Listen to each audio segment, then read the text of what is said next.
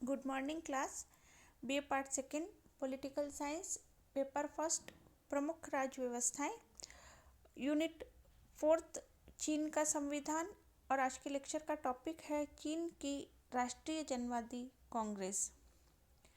आज हम जनवादी कांग्रेस की रचना, शक्तियां और कार्य पर चर्चा करेंगे। चीन के विधानमंडल को राष्ट्रीय जनवादी कांग्रेस का नाम दिया गया है। चीन में एक सदनात्मक विधानमंडल है। वर्तमान समय में विश्व के प्रायः सभी देशों में विधानमंडल द्विसदनात्मक होते हैं, परंतु चीन में 1954, 1975 तथा 1978 के संविधान में भी विधानमंडल एक सदनात्मक ही था और 1982 के नए संविधान में भी इसी व्यवस्था को कायम रखा गया है। संविधान के अनुच्छेद 57 में राष्ट्रीय जनवादी कांग्रेस को राज्य शक्ति का सर्वोच्च अंग घोषित किया गया है। अनुच्छेद 58 के अनुसार राष्ट्रीय जन कांग्रेस और उसकी स्थायी समिति राज्य की विधायी शक्ति का प्रयोग करने वाला निकाय है। संविधान के अनुच्छेद 59 में राष्ट्रीय जनवादी कांग्रेस की रचना और संगठन पर प्रकाश डाला गया है। अनुच्छेद 59 के अनुसार राष्ट्रीय जनवादी कांग्रेस में इन क्षेत्रों के प्रतिनिधि होते हैं: प्रांतों के निर्वाचित प्रतिनिधि, स्वशासित क्षेत्रों के प्रतिनिधि, केंद्र के सीधे अधिकार में आने वाली नगरपालिकाओं के प्रतिनिधि, सशस्त्र सेनाओं के प्रतिनिधि। मार्च 2004 में अनुच्छेद 59 में संशोधन कर विशेष प्रशासकीय क्षेत्रों के प्रतिनिधियों को भी स्थान दिया गया है।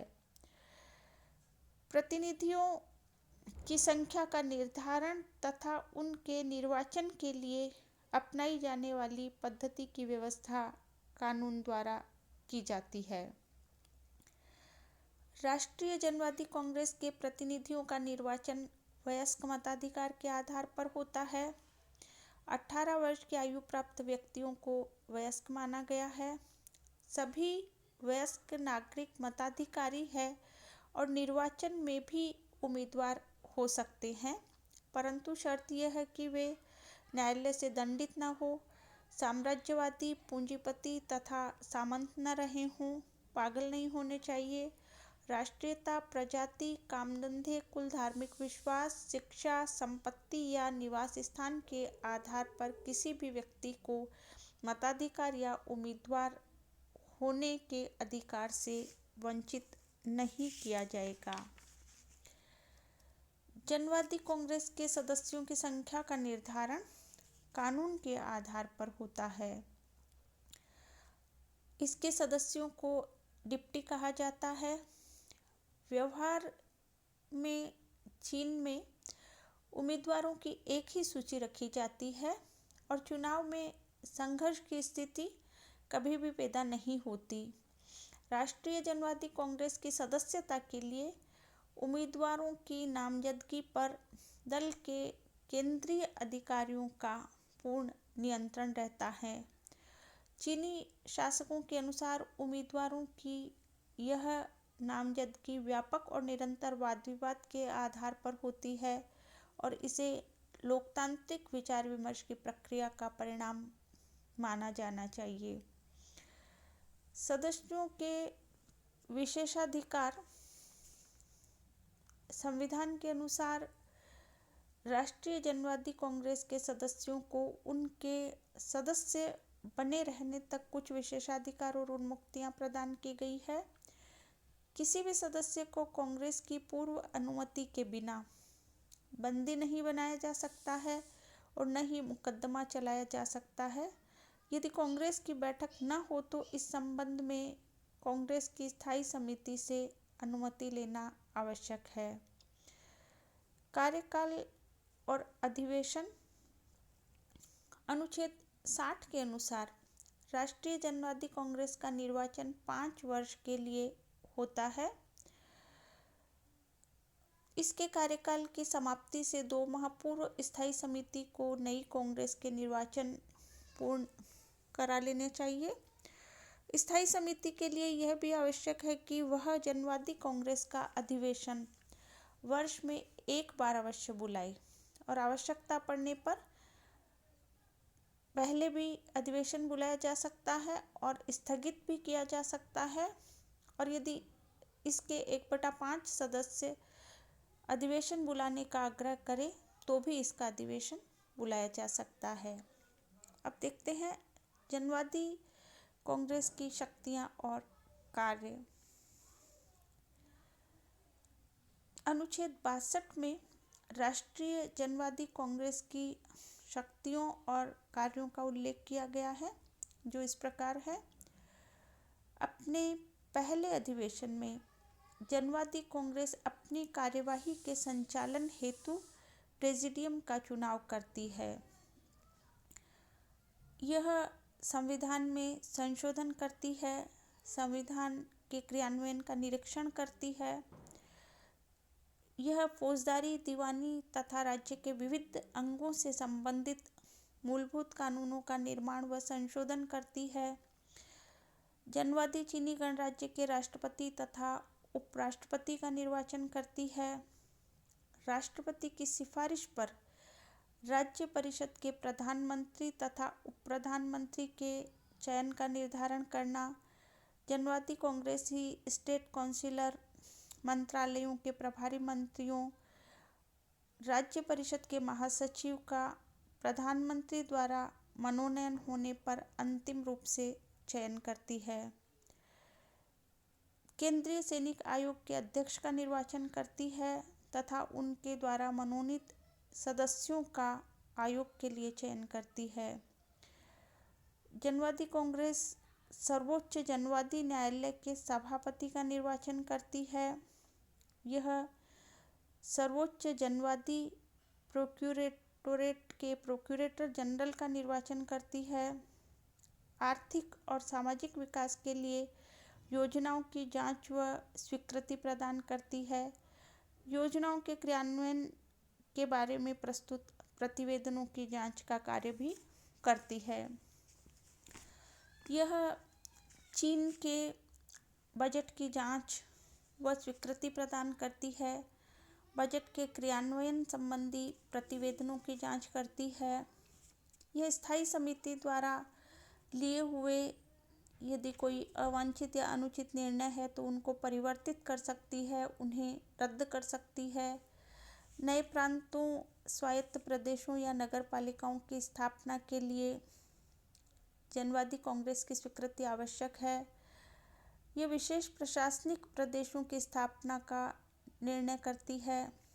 युद्ध और शांति के प्रश्नों पर समुचित निर्णय लेती है और उन सभी कार्यों और शक्तियों का प्रयोग करती है जो कि राज्य के सर्वोच्च शक्तिशाली अंग के रूप में इससे अपेक्षित है। इसके अतिरिक्त नए संविधान के अनुच्छेद 63 के अनुसार राष्ट्रीय जनवादी कांग्रेस जिन अधिकारियों को उनके पद से हटा सकती है वो इस प्रकार है।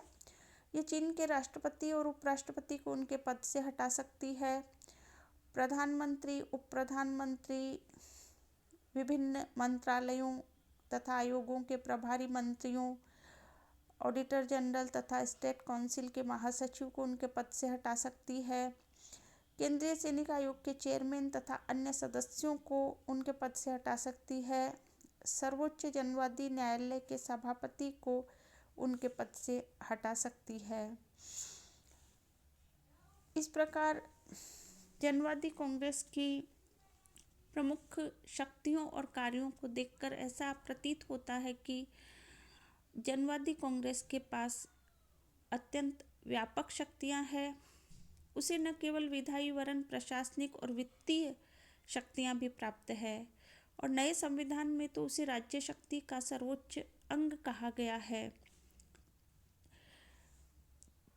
चीन में एकात्मक शासन व्यवस्था होने के कारण जनवादी कांग्रेस की कानून निर्माण की शक्ति पर कोई प्रतिबंध नहीं है और इसके द्वारा किसी भी विषय पर कानून का निर्माण किया जा सकता है। राष्ट्रीय कांग्रेस द्वारा पारित विधेयकों पर कार्यपालिका के किसी पदाधिकारी को निषेधाधिकार प्राप्त नहीं है और चीन में न्यायिक पुनर्निरीक्षण की कोई व्यवस्था नहीं है। इसलिए जनवादी कांग्रेस द्वारा निर्मित कानूनों को किसी के भी द्वारा चुनौती नहीं दी जा सकती।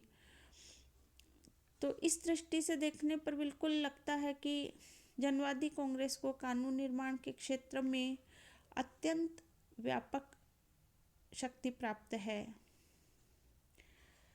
राष्ट्रीय जनवादी कांग्रेस उस अनन्य शक्तियों का प्रयोग कर सकती है जो संविधान के द्वारा राज्य सत्ता के किसी अन्य अंग को प्रदान नहीं की गई है। नए संविधान में यह भी प्रावधान है। परंतु जो वस्तु स्थिति है वह यह है कि राष्ट्रीय जनवादी कांग्रेस केवल संविधान के प्रश्नों पर ही सर्वोच्च और शक्तिशाली संस्था है।